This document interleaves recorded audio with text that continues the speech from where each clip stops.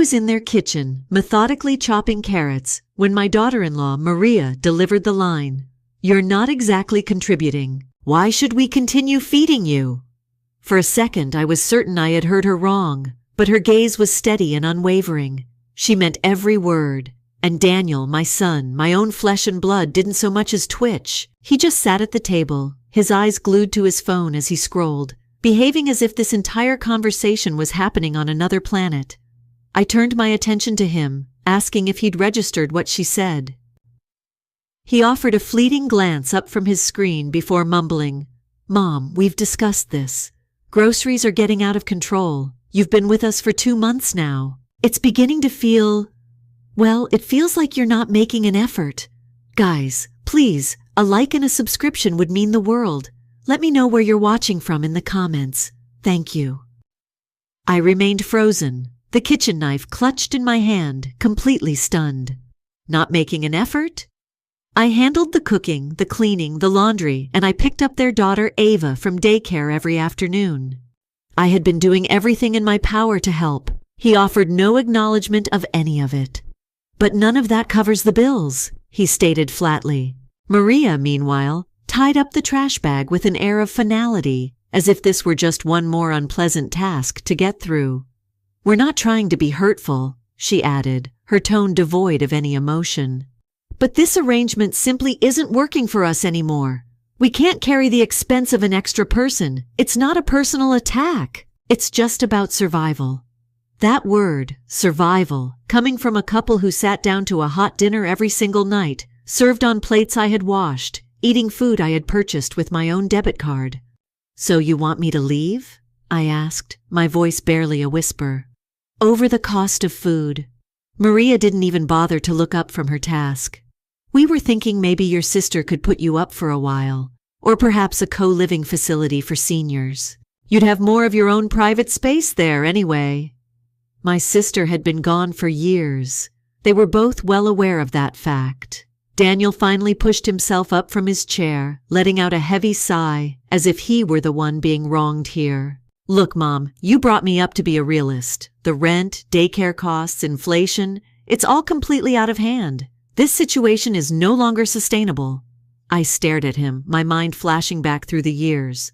The memories of me working late shifts to afford his textbooks, the Christmas I went without dinner so he could have a respectable gift, the $18,000 I withdrew from my retirement savings to help them with their wedding and the down payment on this very place. And now my worth to them had been reduced to a grocery receipt. My suitcase, already packed, was sitting by the front door like an abandoned pet's leash. "We'll get you a cab," Maria said, glancing at her watch. "You'll be just fine. You always land on your feet." I let my eyes drift around the kitchen, taking in the groceries I had just bought, still sitting in the refrigerator, and the casserole I had prepared, still cooling on the countertop. I refused to cry. I simply picked up my bag and walked to the door. "The rent for this apartment," I stated, turning back to them. "I helped pay for it for the first year so that you two could get on your feet." Maria rolled her eyes. "And we expressed our gratitude, but that doesn't entitle you to a lifetime membership." I gave a slow nod. Right, a lifetime membership. With that, I stepped over the threshold. There was no hug, no farewell, just the distinct click of the lock engaging behind me. What they were completely unaware of was that earlier that very day, I had received a phone call from an attorney. My late brother had bequeathed his entire estate to me, which included a completely paid-off fourplex situated in a prime central part of the city. I had intentionally kept this information from them because I needed to know, once and for all, how they would treat me when they believed I was destitute. Now I had my definitive answer. I sat on the curb in front of their apartment building for a good 15 minutes after the taxi departed, clutching my suitcase as if it were the last possession I had in the world. The ride itself had been silent. I hadn't exchanged a single word with the driver, merely providing him with the address of a low-cost motel near the train station. My thoughts kept returning to a single infuriating point: food. That was what had finally broken the camel's back for them, not the decades I had dedicated to raising Daniel on my own. Not the fact that I had paid for more than half of their furniture, or that I had settled the remainder of their wedding debt so they could begin their life together without that burden. It all came down to a single bag of groceries. That was all it took to invalidate 3 decades of my sacrifice. I remembered the first time Daniel fell ill as a small child, his fever spiking to 104 degrees. I was on the line with the emergency room, simultaneously stirring a pot of soup with one hand while cradling him in the other. I remembered forfeiting every single one of my birthday celebrations for 5 consecutive years while I worked the night shift at the local nursing home. I recalled pawning my own mother's jewelry when his car broke down during college because he absolutely needed it for his internships. When Maria was laid off during the pandemic, who was it that covered their utility bills? I did, discreetly, never asking for so much as a thank you. I simply wired the funds and allowed them to think Daniel's work bonus had arrived ahead of schedule. And when Ava came into the world, who was it that stayed up through the night with the newborn when they were both desperate for sleep? Who kept their freezer filled with home-cooked meals? But it seemed none of that history mattered now, all because I hadn't used my bank card at the supermarket the previous week. The motel room was bleak and small. It contained 2 dim lamps, 1 window, and a shower that sputtered and groaned as if it were on its last legs. I made no move to unpack. I just perched on the edge of the stiff mattress, phone in hand, and stared at a message from my sister that had come in earlier that morning. She had texted me a single, simple sentence: "You want the key or not?" That was our private code. Several years prior, before our father passed away, he had told us about the 4-plex he had acquired decades ago. He held it in a discreet private trust, ensuring it wasn't listed in his will or in any public legal filing. It was just something he had left for the 2 of us, directly. She had been managing it from a distance since his death, doing just enough maintenance to keep the city from issuing notices. I had never felt the need to press the issue or use it. I never imagined I would have to. But now, in this moment, I understood it for what it truly was: a lifeline. I called her back and told her I was ready to assume control. She didn't utter a single, "I told you so." She simply provided the address and said, "Your name is on the title. Do whatever you wish with it." I didn't shed a tear. I just sat there in the dim light of that motel room, my eyes fixed on the peeling wallpaper. They hadn't just evicted me over a dispute about food. They had shown me my precise value in their lives. This wasn't hitting rock bottom. This was achieving a moment of absolute painful clarity. The morning after they cast me out, I awoke in that confined motel room with a throbbing ache in my neck and an even more intense tightness in my chest. A half-empty paper coffee cup sat on the bedside table, a relic from the night before, and my phone was vibrating with a new message from my sister. "Heard what went down? Ready to discuss?" I dialed her number immediately. We didn't communicate frequently. Family dynamics had grown strained after Dad's passing, but this was a different situation entirely. When she answered, she bypassed any greeting and went straight to the point. "So, do you still want that key?" That was our established code. Years ago, before our father's health declined, he had confided something in both of us that was absent from any official will or legal document. Back when he was still fully lucid, he had given each of us a duplicate key and explained, "This building isn't mentioned in my will. I don't want the government poking around it. It's held in a private trust under both of your names. Tell absolutely no one." We were in our 30s then. The building was already old, a weary-looking 4-plex located on the fringe of a sleepy neighborhood. But Dad had held onto it, always saying it was his just-in-case plan for when everything else went sideways.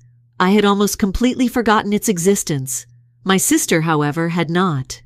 She had been diligently paying the minimal property taxes and utility bills each year, just enough to keep it afloat. Otherwise, she had left it untouched. "It's completely empty at the moment," she informed me. "I went by last week to check. Not one tenant. You can move right in if you'd like or do whatever you please with it. It belongs to you as much as it does to me." I expressed my gratitude and told her I would go and inspect it. That afternoon, I arrived at the building in a car I had borrowed. It appeared weathered, but the red brick structure was fundamentally solid. All 4 units were intact with no visible signs of damage. I stood on the sidewalk in front of it for a full minute before I finally unlocked the gate. The main front door swung open smoothly, without a single creak. There were no squatters, no signs of vandalism, just a thick layer of dust and an overwhelming silence. I proceeded to walk through each of the units, one by one. They each had 2 bedrooms, kitchens of a decent size, and private laundry hookups. Everything was in desperate need of an update, but the core structure, the bones, were excellent. As I ran my hand along the railing on the second-floor landing, a thought solidified in my mind. This has potential. More than potential. This could change my entire life. I dedicated the next few days to creating a detailed plan, armed with a notepad. I wrote down necessary repairs, took measurements of all the rooms, and began reaching out to various contractors. I didn't breathe a word of this to anyone. Not even my sister was aware of the full extent of my intentions to restore the property. The definitive moment that confirmed I was staying came when I opened a closet in one of the rear units and discovered a stack of my father's old accounting ledgers. Inside, written in his distinct, blocky handwriting, was a comprehensive list of all the repairs he had made over the years, the rent he used to collect, the names of past tenants, and even some rough sketches for potential future renovations. He had constructed this place with his own 2 hands, a side project that had evolved into his ultimate insurance policy. He never boasted about it, never leveraged it for anything. He just held on to it, a quiet, intentional safety net. I gently ran my hand over the aged wood of a cabinet and whispered, "Thank you, Dad." He had never been a man of many words, but this building, this legacy, was his way of saying he was still looking out for me. I didn't cry. There was no need. The emotion I felt wasn't grief. It was like a fuse that had finally been lit. I had a roof over my head. I had leverage, and very soon I would have tenants. The building didn't appear to be much just yet, but it was mine.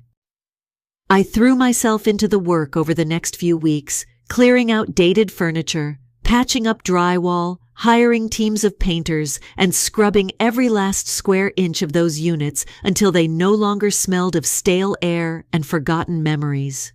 I operated without a formal blueprint, guided only by a meticulous checklist and pure, unadulterated spite.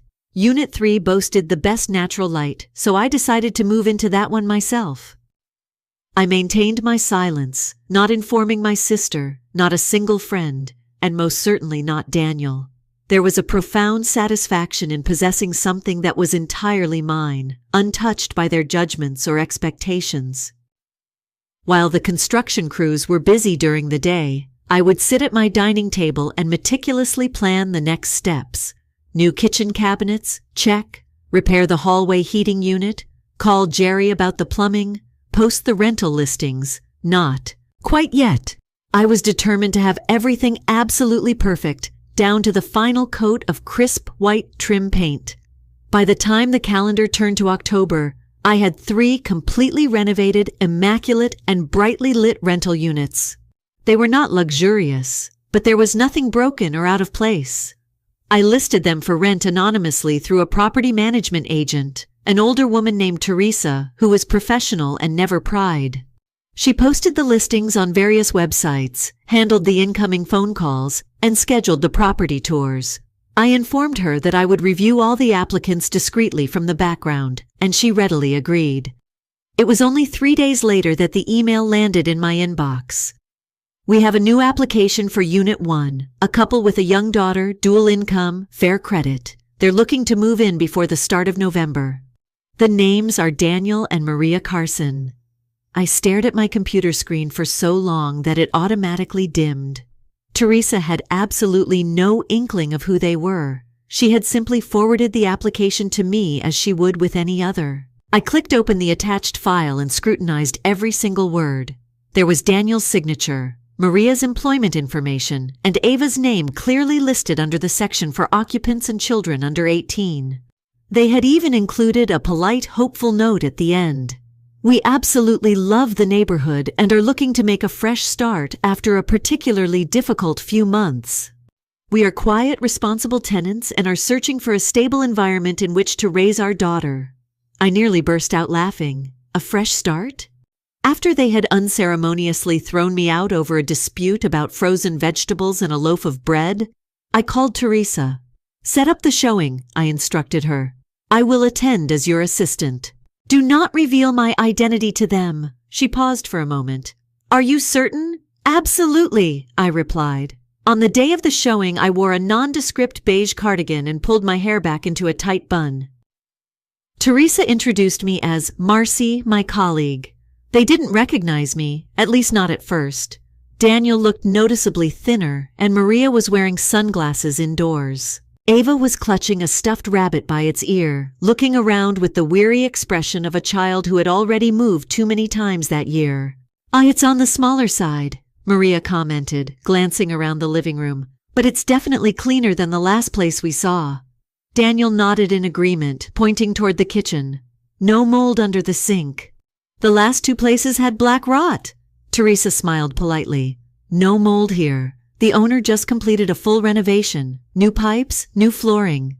Then Maria asked a question that almost made me drop the clipboard I was holding. "Does the landlord live on the premises? Because our last one was constantly breathing down our necks." Teresa gestured subtly in my direction. "She does not, but Marcy here assists with the property." Maria gave me a quick, dismissive once-over. "Well, as long as nobody is going to bother us. We've had more than enough judgment from family lately." I didn't so much as blink. "You will find this building to be exceptionally peaceful," I said, my voice even. "And the walls are quite thick." Ava scampered into one of the bedrooms and joyfully shouted, "This one is mine!" Daniel followed her in, muttering something about the rent being reasonable and finally having enough space. Then I saw it. Maria reached into her large tote bag to pull out some snacks for Ava. The granola bar she unwrapped was the exact same brand I used to keep stocked in my own pantry when I lived with them. She casually tossed the wrapper into a nearby trash can as if it held no significance at all. While they were exploring the rest of the unit, Teresa turned to me and whispered, "Are you sure you want to rent to these people?" I kept my gaze fixed straight ahead. "Let's just wait and see how they navigate the approval process." As we were all walking out, Maria called over her shoulder, "We'll definitely take it, provided the lease is fair." Daniel added, "And just don't jack up the rent on us in 6 months. We're not looking for any trouble, just some stability." I gave a single firm nod. Of course. They left, hand in hand, with Ava skipping along behind them, completely oblivious to the fact that they had just submitted an application to live in a building that I owned.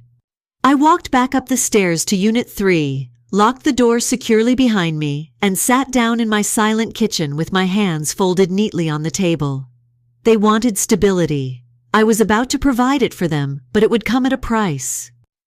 The formal screening process was merely a procedural step. Their credit was acceptable, their employment history was stable enough, and Teresa had already completed a standard background check. But I had no interest in their paperwork. I was more concerned with observing how they behaved when they were unaware they were under scrutiny. Teresa invited them back for what she described as a final interview, explaining that it was just to review the lease terms and conduct a final quanda session, a standard practice, she assured them, with all prospective tenants. They arrived early.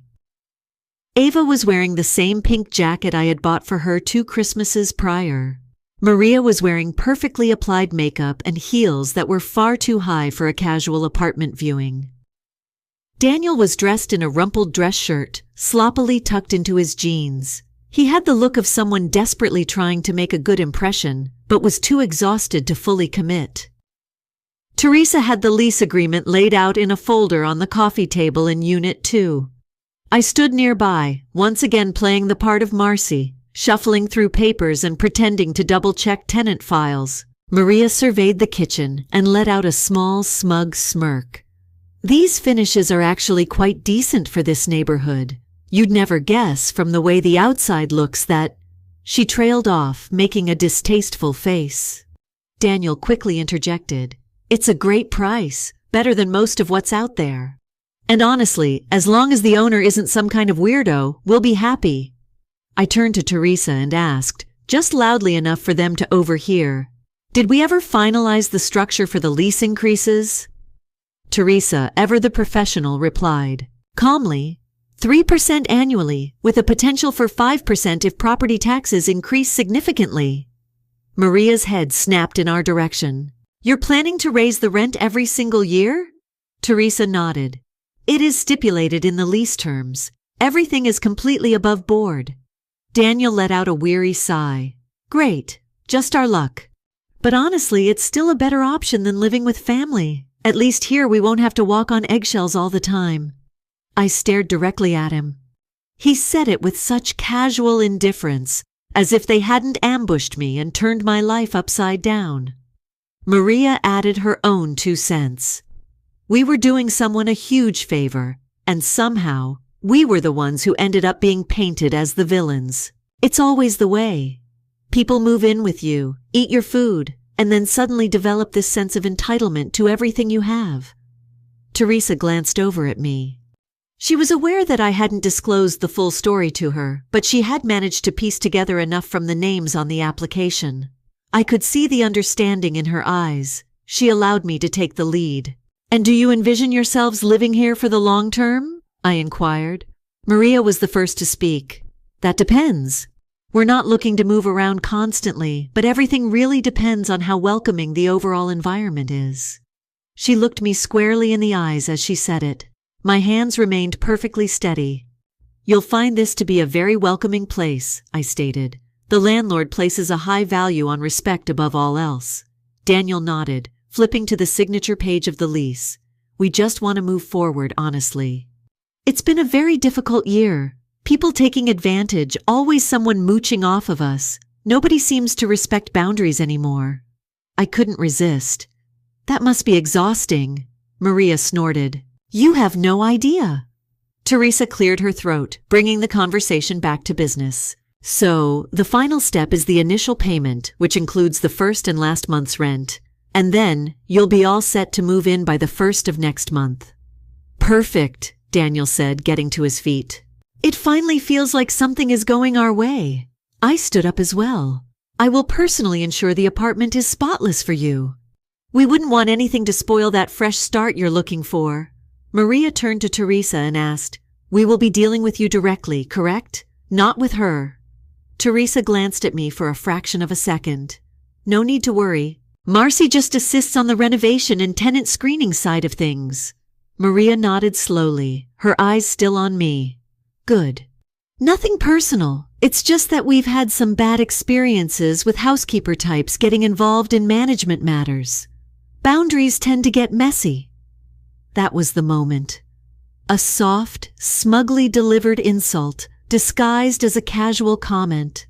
I looked directly at her. Don't you worry. Boundaries are my specialty.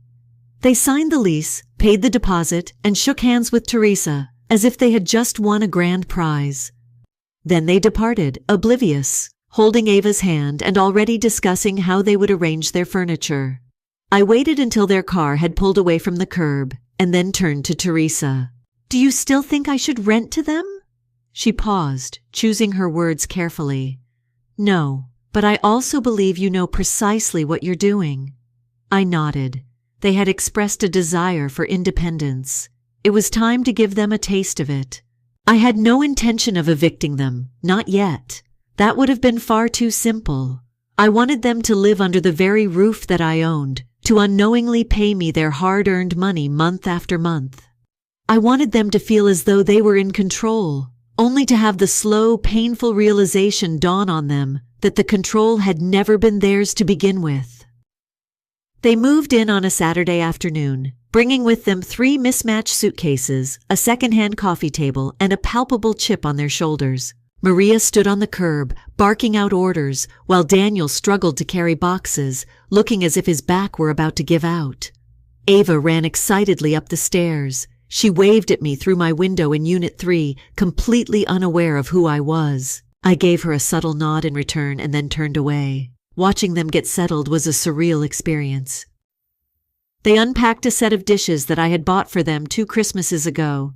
hung a framed art print that I remembered helping Maria select back when she was still pretending to like me, and positioned their old couch, the very same one I had helped them scrub clean after Ava had spilled juice all over it, right against the far wall. They were desperately trying to manufacture a sense of stability. They had no idea that their entire foundation was resting on my floorboards.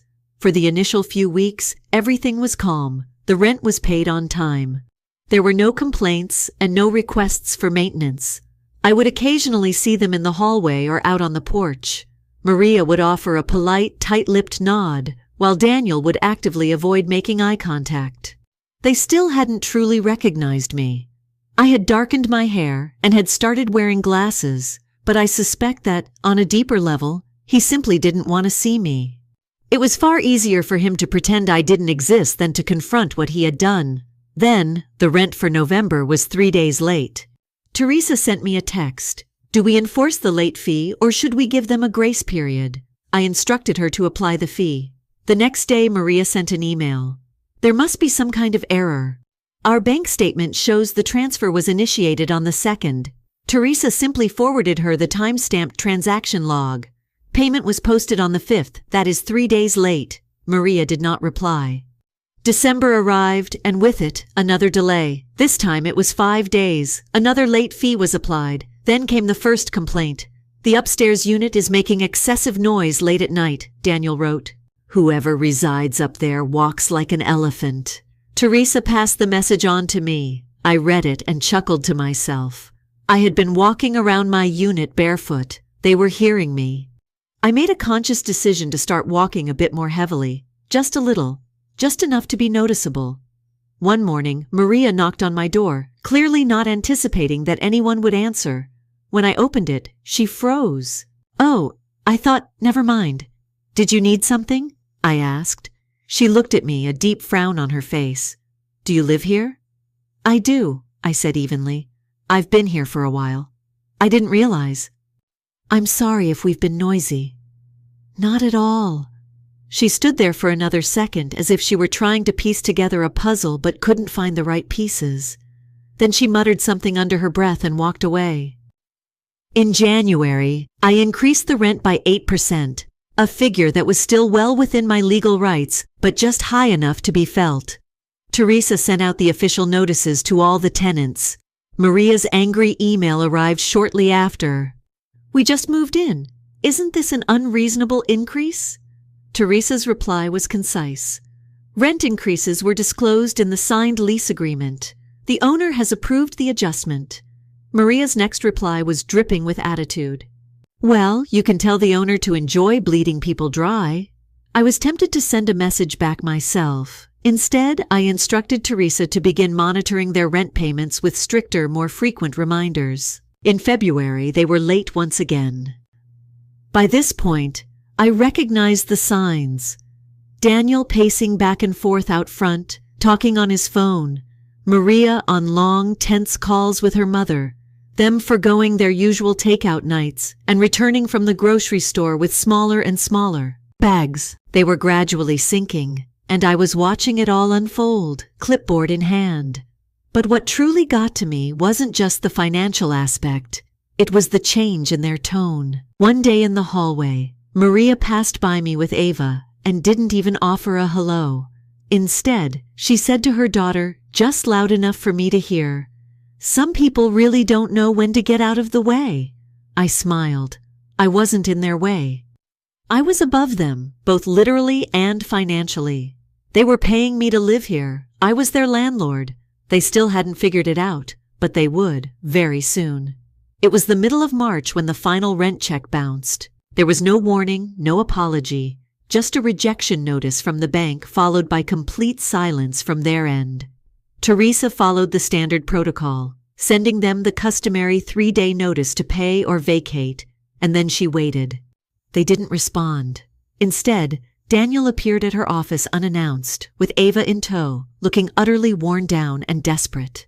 He attempted to argue that it must have been a simple clerical error, that their payments always went through, that they were model tenants. Teresa didn't engage in an argument.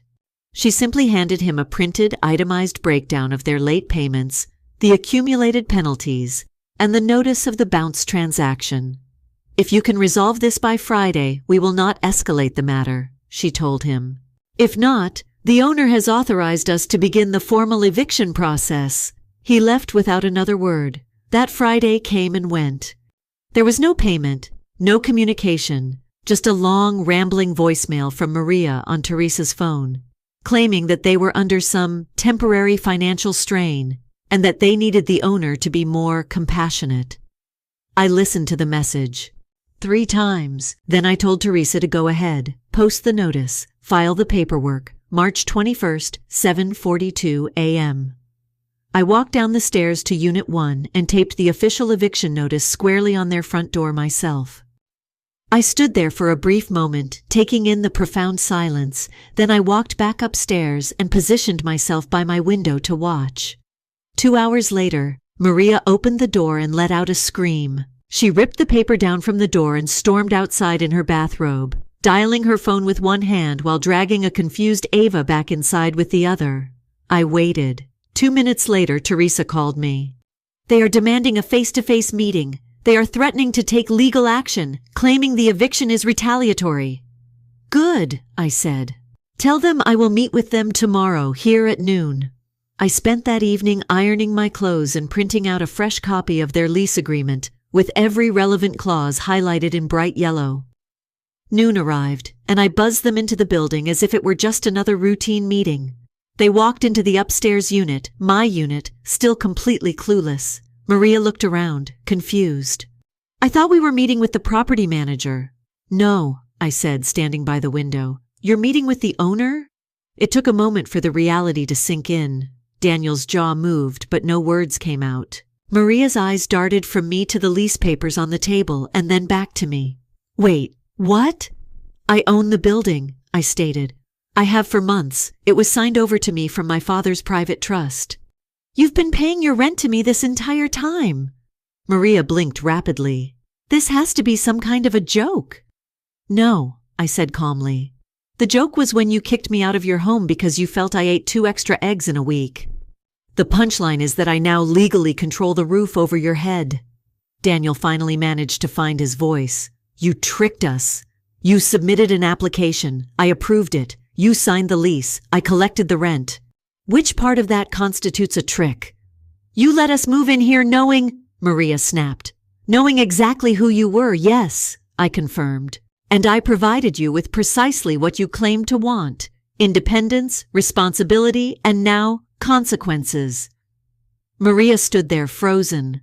Ava peeked out from behind her mother's leg, not understanding any of what was happening, clutching the same stuffed bunny she always carried. Daniel began to plead. Mom, please, we have a child. We're struggling. We made some mistakes, okay, but don't do this. Don't throw us out on the street. You threw me out, I stated, and now the scales have been balanced. You're doing this purely out of revenge, Maria barked. How low can you possibly be? I didn't flinch. I'm doing this to establish a boundary. You had no problem evicting me when you perceived me as weak. Now I am strong and I am finished with being used. Daniel stepped forward, his voice cracking. What is it that you want from us? Nothing, I said. You can leave of your own accord, or you can wait for the court date. The choice is yours. But either way, you are leaving. Maria stared at me, her mouth agape, as if she wanted to throw something but had nothing left to say. The power dynamic had been completely and irrevocably shifted. They turned and walked out without another word, the eviction notice still clenched tightly in Maria's fist. The door closed, and there was silence. I stood in the center of my living room and took a deep, clean, steady breath. I hadn't just evicted them from my property. I had evicted them from the space in my life that guilt used to occupy, and it felt complete. They were gone by the end of the month.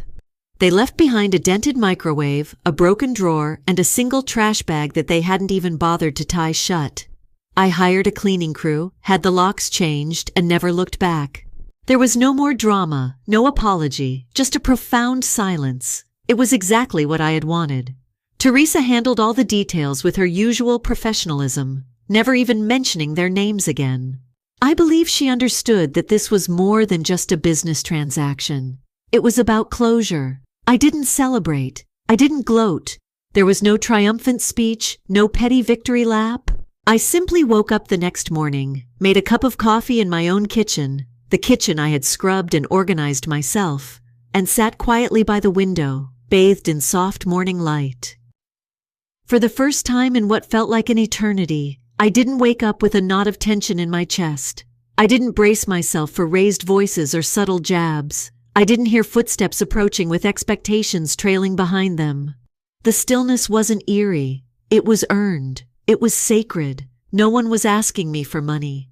No one was sighing as they passed me in the hallway, as if my very existence created friction. No one was peering into the refrigerator and commenting on what I hadn't bought. That morning, there was no battle to anticipate, no walking on eggshells, no shrinking myself to keep the peace. The apartment was mine. The quiet was mine. The calm that filled the space was not just a lack of noise, it was the presence of peace, the return of dignity. My decisions, finally, were entirely my own. I had autonomy. I had boundaries. I had silence that didn't feel like punishment. I kept the building, not for revenge, not to prove a point, but because it was mine to keep. I had built a life here, not a perfect one, but a real one. I rented the other 2 units out, one to a retired school teacher with a soft voice and an affinity for crossword puzzles, and the other to a single mother with a newborn whose quiet cooing sometimes echoed gently through the hall. Both women were respectful, kind, they paid their rent on time. They greeted me in the mornings, not with expectation, but with warmth. There were no loaded silences, no manipulative half-smiles. Just, "Good morning." And honestly, that was all I ever needed. I didn't need grand gestures. I needed peace, no drama, just decency. Sometimes, especially on quiet evenings, I sit out on the front steps with a book and I breathe. I read a page, then I pause. I let myself remember, not to dwell, but to process. I think about all the things I used to tolerate, the passive-aggressive remarks, the cold shoulders, the way conversations twisted into guilt, the family dinners that should have brought warmth and connection, but instead felt like interrogations, the way I'd go to bed wondering what I had done wrong, when really, all I had done was exist in a way that wasn't convenient for them. It's astounding, really, how much emotional weight can be disguised as family obligations, how love can be used as currency, how dependence can be masked as affection. I used to think I was selfish for wanting rest, for needing quiet, for wishing, just once, someone would ask how I was, not because they needed something, but because they cared. And all that tension, what was it for? Groceries? A utility bill? A few square feet of space? Or was it all just ego? Control? Power dynamics no one wanted to name out loud. They can keep their pride. They can cling to their version of the story, the one where I was ungrateful or unreasonable or too emotional. Let them hold on to that if it brings them comfort. I no longer need to correct the record. I have my peace. And peace, I've learned, is the most expensive thing you can buy, not with money but with courage. Courage to walk away. Courage to rebuild. Courage to be seen as the villain in someone else's story, if that's the cost of reclaiming your own. Do I regret helping them in the past? No. I helped them because I cared, because I believed in family, because I thought love meant sacrifice. And in many ways it does, but love also means honesty, reciprocity, respect. I gave them all of me, my time, my effort, my home, my patience. And when they told me in so many words that I was too expensive to feed, too inconvenient to consider, I gave them one last thing: distance. The greatest gift I've ever given myself. And let me be clear, it wasn't an easy decision. I cried. I doubted myself. I walked around the block more times than I can count, trying to convince myself that I was doing the right thing. It's not easy to walk away from people you love. It's not easy to choose yourself when you've been conditioned to believe that your worth is tied to your usefulness. But I did it, slowly, deliberately, with tears, with hesitation, with fear. But I did it. Now my days are simple. I water my plants. I bake bread. I walk to the library. I share recipes with my tenants. I sleep through the night. I laugh at things again, really laugh. I rediscovered my favorite music, rearranged my furniture, planted lavender in the garden. I am not thriving in the way people glamorize on social media. I am healing. I am whole. Some people will never understand why I did what I did. They'll say, "But they're your family." Yes, they are, and I loved them fiercely. But love should not feel like a transaction.